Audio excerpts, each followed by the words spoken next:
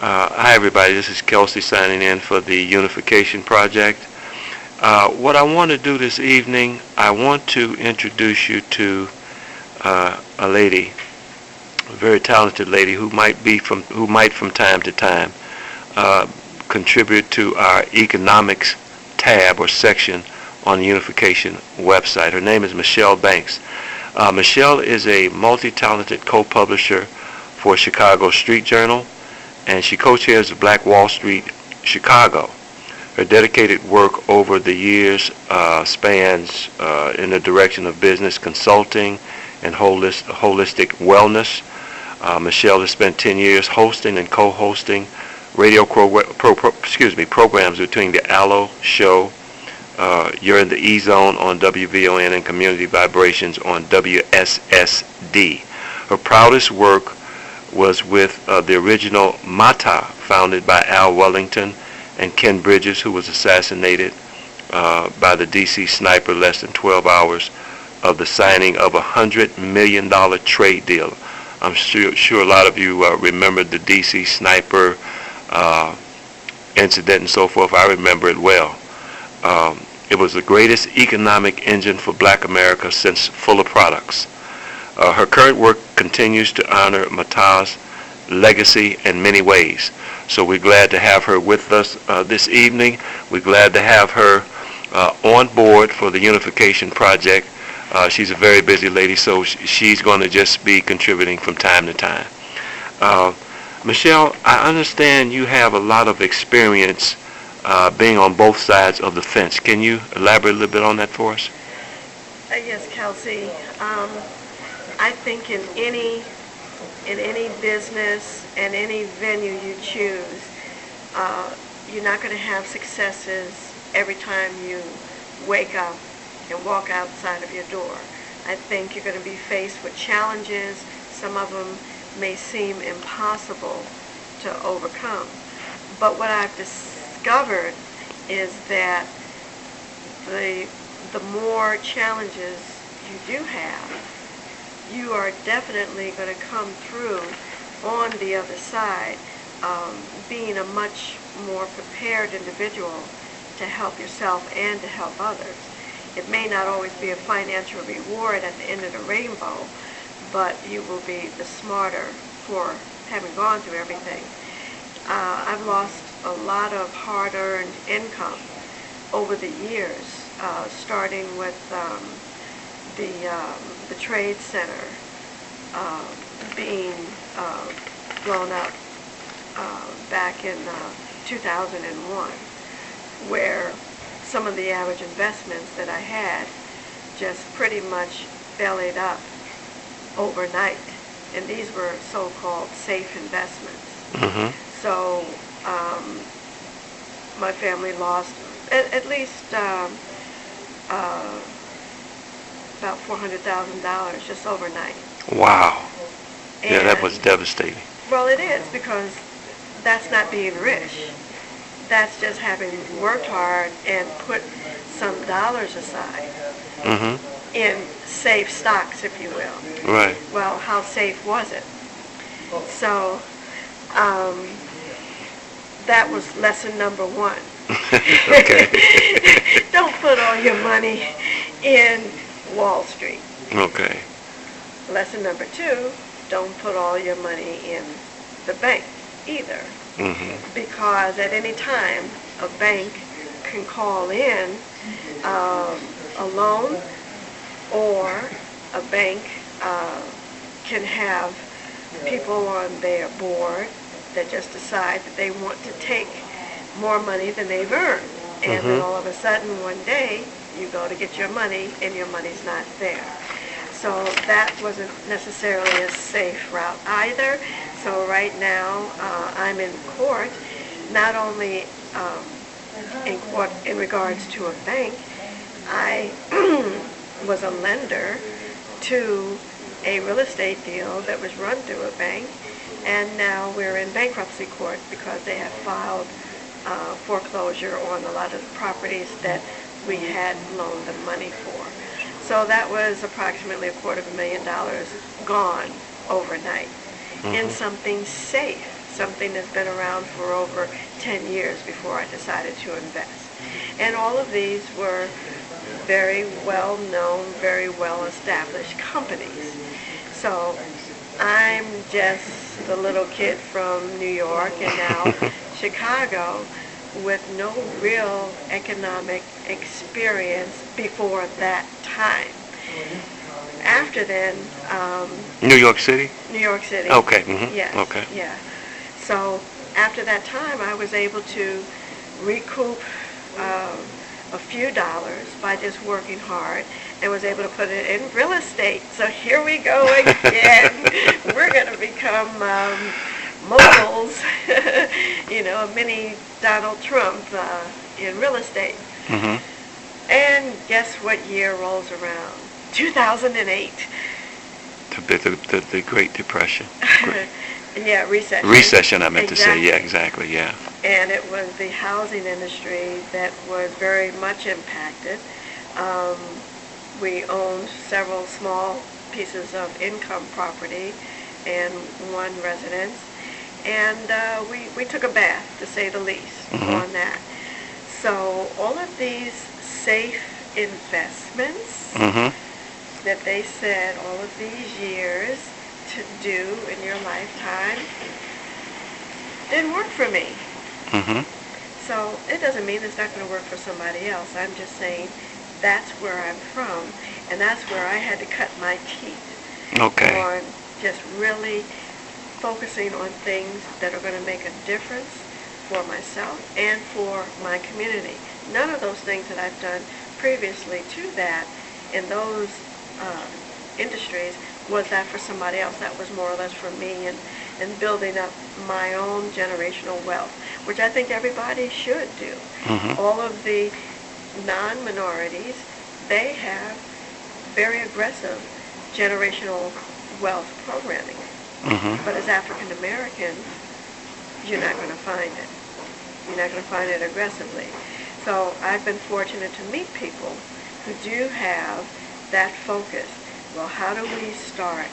We start with ourselves, and then we start teaching others. And then as those people start amassing income or revenue, then we make sure that they have enough knowledge to place it into venues that's going to reap the financial rewards. But what is the true capital? True capital is investing in the minds of our people. I agree. Yeah, we got some mindset issues. You've got all of so far what you've been talking about is external issues as far as I'm concerned, the economy, money, voting and so forth, but we also have some issues of that of course, if you're talking about people coming back home from prison and so forth, we have to change the mindset of people. Exactly. So that's what it starts, the crux of. The answer to any solution has to be within a mindset, not just in the mindset of one person, that minority. It has to be more of a majority. So this is what I'm setting out to help create within my own world, changing the mindset of our people.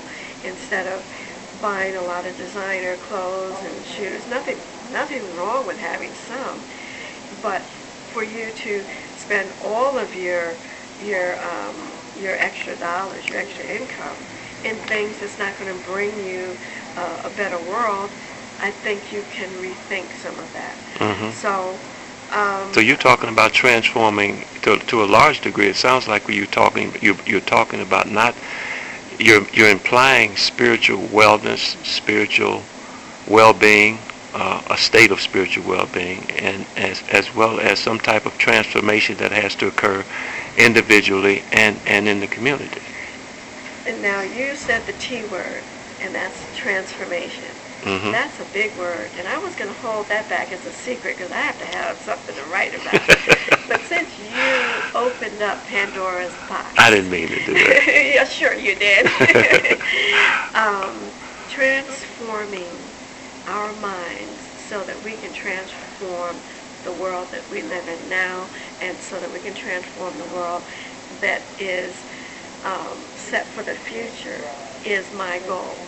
Because right now, if we stay on the trajectory that we're on, we're not leaving anything good for our youth. Okay. Okay. Now, can you share with us some insight that may help us to understand our potential? Because I think that's kind of like where you were just leading to, Yeah. alluding to. Okay, so we did step number one was mindset.